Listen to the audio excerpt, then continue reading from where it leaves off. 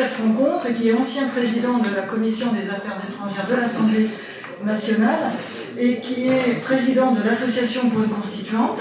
Après son intervention, le président Tancher nous dira quelques mots. Ensuite, Charles de Courson, député de la Marne, que tout le monde connaît, prendra la parole. Et nous aurons ensuite l'intervention d'Alexandre Diala, professeur de droit public à l'université de Montpellier. Et enfin, Yvan Lubraneski, maire des Molières et vice-président de l'association des maires ruraux. André Bellon, je vous passe la parole. Merci. Merci de cette introduction. Et merci à tous et toutes d'être là ce soir. Merci évidemment aux responsables du groupe Lyotte, dont la présence est particulièrement importante dans ce débat, mais aussi parce que c'est leur attitude face à un débat démocratique qui a permis cette rencontre. Cette rencontre qui donc réunit les parlementaires principaux du groupe Lyotte et des responsables d'un certain nombre d'associations qui militent de façon active, permanente et bénévole pour la démocratie. Je voudrais dire que la démocratie est devenue un thème, et ce thème, quelque part, nos responsables le nient. Dès qu'on parle de démocratie, on a l'impression que on parle de Dieu, on parle d'une chose difficile à appréhender pour le commun des mortels. On ne sait pas ce que c'est, et plus ça va, plus on nous dit la démocratie, c'est compliqué, c'est difficile, c'est un sujet complexe. Alors quand on a dit complexe dans le monde actuel, on a tout dit, tout est réglé. C'est un sujet complexe, surtout que la démocratie, ça fait vieillot, puis c'est inadapté à un monde mondialisé. Enfin bref, tout est dit pour qu'on ne sache pas ce que c'est. Si je prends deux exemples, l'un au niveau européen, quand on parle de démocratie, c'est pour entendre ad nauseum ce mot déficit démocratique. Alors, moi j'adore cette expression qui ne veut strictement rien dire, parce qu'un déficit, à ma connaissance, c'est un terme comptable. Déficit, il y a un actif, il y a un passif. Alors, je vois bien ce qu'est le passif, je cherche un peu l'actif. Disons que d'une certaine façon, je ne comprends pas très bien de quoi on parle.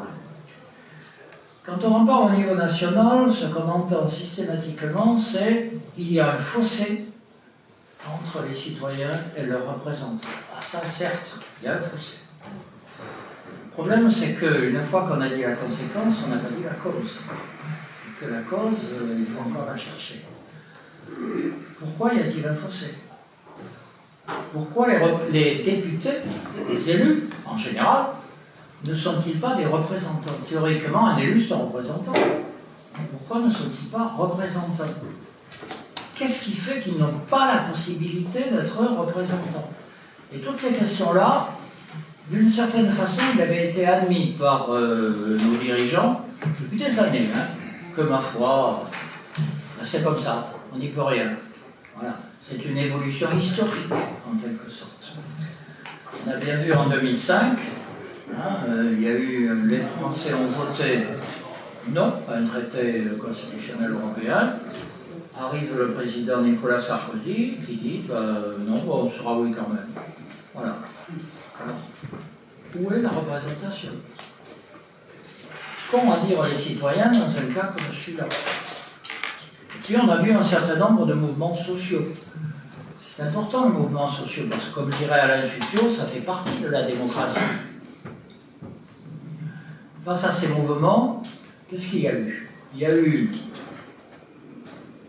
disons, l'acceptation d'une confrontation, parfois violente, suivie par des grands débats inutiles, et la mise en place de conventions plus ou moins manipulées et qu'on appelle citoyennes.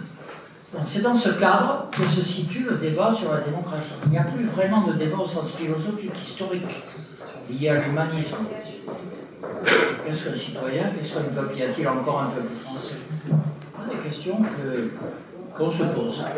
Et soudain, dans ce cadre quelque peu mortifère, est apparue la loi retraite. Alors, la loi retraite est particulièrement intéressante parce que c'est vraiment la caricature de ce que peut être la démocratie. La caricature. Le gouvernement qui a décidé non seulement que ce serait son texte, mais que de toute façon on le voterait pas. Et là-dessus est intervenu, ça a fait plutôt plaisir, hein, le groupe Lyot, que, enfin, sans vouloir vous vexer, pas grand monde le connaissait, qui soudain est apparu. On a dit, ah ben ça c'est bien, voilà des gens intéressants. Et ils ont fait quelque chose de complètement inattendu. C'est qu'au lieu de s'arc-bouter sur la énième virgule du texte, ils ont posé, en sortant de l'épure, la question de fond, où est la démocratie dans cette affaire? Et c'est pour ça qu'on s'est dit, puisqu'ils posent la vraie question, pourquoi ne pas la poser tous ensemble? D'où la proposition de réunion de ce soir, qui nous paraît particulièrement utile, mais comme étape, hein, ça ne veut pas dire que ça va s'arrêter là, et ce n'est pas un truc purement académique, non. Je reprends ce qu'a dit, je reprends sous son contrôle bien sûr, ce qu'a dit Bertrand Pancher à l'occasion de la loi retraite. Il a dénoncé, je cite, l'acharnement du gouvernement à vouloir empêcher l'expression démocratique de l'Assemblée nationale sur les retraites. Et il a ajouté comme conclusion, c'est particulièrement grave, pourquoi ne pas supprimer carrément le Parlement? Il y avait une certaine logique, il faut dire. Quand on en est à poser ce genre de questions, à qui le poser? Sinon à l'ensemble des citoyens, c'est-à-dire à l'ensemble du peuple. Et inévitablement, si on continue sur la lancée telle qu'elle est aujourd'hui, on ne pourra pas éviter cela. La seule question, c'est que ça se fasse dans la sérénité, dans la tranquillité, et si possible, sans violence. Ce qui risque d'arriver si on n'accepte pas le vrai débat sur les vrais problèmes. Parce que nos dirigeants, tout en répétant perpétuellement démocratie, démocratie, démocratie, bon, la détruisent. Pourquoi? Parce qu'ils y voient une entrave à la bonne gouvernance. Ils y voient un inconvénient ou un intérêt dit supérieur, de vision à courte vue, c'est eux qui l'ont décidé. Mais où sont ces intérêts supérieurs? On ne le sait pas. Et qui les décide? Ça on sait à peu près, mais ce n'est pas en débat. Voilà.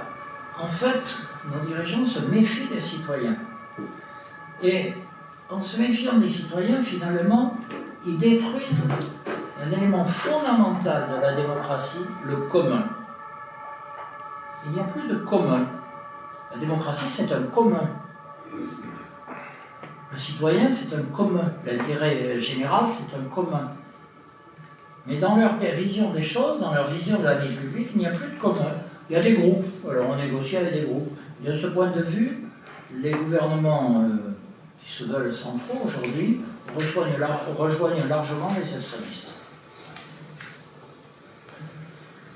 Alors, depuis 1789, nous vivons sur des principes. L'intérêt général, peuple, la souveraineté, citoyen, etc. Donc, ces principes sont issus des Lumières, des débats humanistes. Bon. Oh, je ne dis pas qu'ils ont toujours été appliqués de façon magnifique. Hein. Il y a eu des reculs considérables, il y a eu parfois des avancées. Ça dépend des moments. Mais, depuis cette époque, l'idée que ces principes existaient n'a jamais été remis en cause. Ils étaient plus ou moins bafoués, ils étaient plus ou moins glorifiés, mais ils n'étaient pas remis en cause en tant que principe. La nouveauté de la période, c'est qu'ils sont remis en cause en tant que principe. Et ça, c'est une nouveauté grave. C'est-à-dire que nous sommes dans une période qui détruit tout ce qui a fondé l'humanisme, les Lumières, et donc la démocratie.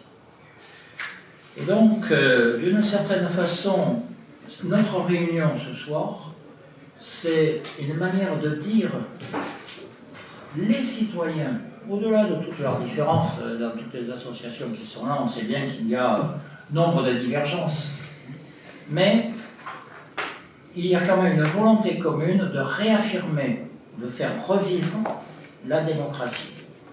Et c'est pour ça que cette réunion, j'ai proposé personnellement qu'elle ait pour titre La démocratie, une idée neuve, parce qu'à force de répéter à longueur de temps et à l'envie, la démocratie, oui, d'accord, c'est pas mal, mais enfin, il faut voir. Non. C'est une idée neuve au sens où c'est ça qu'il faut faire revivre aujourd'hui. Et d'une certaine façon, notre réunion est une étape dans cette résurrection.